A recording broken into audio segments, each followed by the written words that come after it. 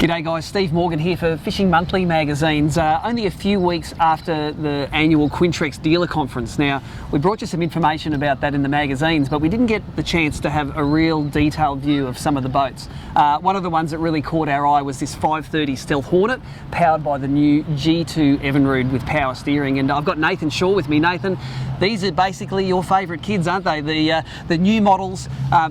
Tell us about this one. It's a great looking boat. Yeah, okay, absolutely. You're right, it is one of my favourites. It's such a good fun boat to drive. The Stealth Hornet is essentially a development of the Hornet series that we've had for a long time. Yep. And everybody knows and loves. The major differences with the Stealth Hornet are the increase in casting deck space on the boat. The stories above the water, as you would say. We've got an increase of basically 100% in the front. We've carried that casting platform back to where the consoles are. Yep. And then at the back of the boat, we've doubled the casting platform in size by having a fold over function, which hides the seats basically. Yep. So almost the entire deck is casting space. Yeah, look, and this is, don't be fooled, this is a boat that is set up for serious fishermen. There is a lot of deck space. We've seen over the years various boat companies try that version of the fold over back deck. I think some of the sister companies in Telwater have tried it before. It's going to be interesting to see how that goes on the water. But for me as an angler, one of the most interesting things is how you've binned the old rod lockers on the side of the boat and you've gone with that under deck design. Tell us about that. Yeah, well, this one specifically, with it being a dual console model, the optional second console there, we've actually put the rod locker under the floor in between the two consoles, so you can fit 6 rods in there up to about 8'6". Yep. It just makes it really handy to keep those expensive rods out of the way and yep. Stored away nicely. I've noticed in previous Quintrexes haven't been a real fan of trying to hold a lid up and get a rod in at the same time, because you seem to need 3 hands to do it, and I hope this sort of solves that problem. My initial impressions are this thing does have a lot of space and a lot of under deck space, and I know anglers like me that like taking a lot of gear out on the water, we always want somewhere to put it, because at full speed it isn't going to stay on the deck. So like we do at all Fishing Monthly tests, we are going to get this on the water, we're going to put it through its paces and come back to you with some opinions.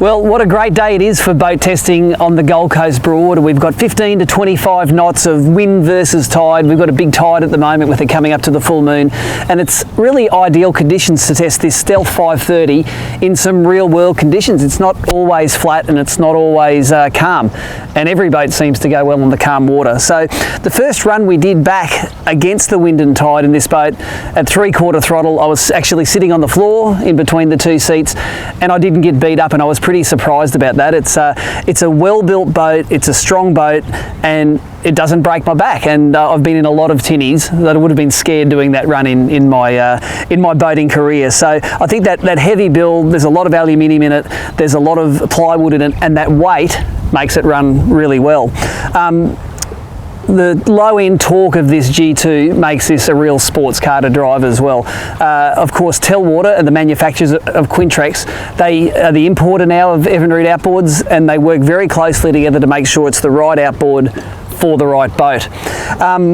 this G2 in that sort of 3,000 to 4,000 RPM range has a lot of punch, and of course getting out of the hole, it only takes a couple of seconds for this to get out of the hole, so it's a great package. Always takes a little bit of time to get used to the power steering as well in this boat. I come from boats that have the hydraulic steering, and every time I get into a boat with the G2, I'm really impressed with how light the steering is, and that's not just at idle, that's at full noise, that's trimmed into corners, that's driving this boat hard. And combined with that I-trim feature, this makes this a very easy boat to drive. In the old days, you'd have to know how to drive a high-powered, low-profile boat. Nowadays, you can sort of do it one-handed, and whether it's the kids driving it, the wife, or Dad when he's going fishing, you're not going to have any dramas with the steering torque in this motor. Of course, there's massive storage in this boat. You can see now in these cutaways, nearly every part of the deck has storage under it, but I'm particularly impressed with the way the rod locker has been set up to hold half a dozen nice rods, because let's face it, guys that have boats like this have $1,000 outfits. They want to keep them out of the way, and they don't want them to get beaten up when they're on the water and on the road. I would love to have totally dry storage in this boat, and still the storage isn't totally dry, but it's as good as you're going to get in a boat that hasn't got the recessed wells at the side to channel the water aside. It's all of the little things in this boat though, and they're things that Quintrex have learned over their last decades of making boats like this that make it really nice. I like the fact that there's no welded on cleat at the front of this boat anymore. It's a nice pop-up cleat. If you don't want to anchor, none of the anchoring gear is going to get in the road of your fishing or your fly fishing. Of course, I've said I love the rod locker design and how it uses some of that sort of dead space, which is right in the centre of the boat. I love the fact that the R&D guys have positioned that 24-volt battery system forward where it needs to be on this hull. That gets the steep entry working for you, and it makes it ride softly, this boat. If those two batteries in the back, she'd be very loose up the front, and you would have to have some driving skill to drive her dry. And I love the fact that the back deck doubles in size when you fold those front seats over. So when you stop to fish, you can easily fish two people on the front deck, and whoever's in the bad books gets to fish in the back, but at least they've got some deck space to fish on, and it's a decent amount of space as well. When you're at the helm, I love the two little glove boxes which sit underneath. Usually tinnies struggle for a place to put your keys, your mobile phone, your wallet, all the things you don't want to drown, but this has got two of those storage areas, and it uses some of that dead space which is above your knees. I really like that.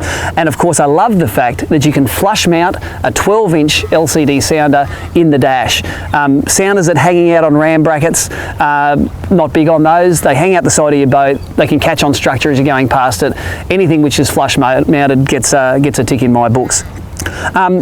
Indicative pricing for this from Caloundra Marine in Queensland, you can pick one up for just under 50,000, 49,790. That's a base model that you can then option up from there. But if you want more information on the hull, the motor, the Quintrex trailers, go to quintrex.com.au. Till next time, this is Steve Morgan checking out from the Gold Coast Broadwater.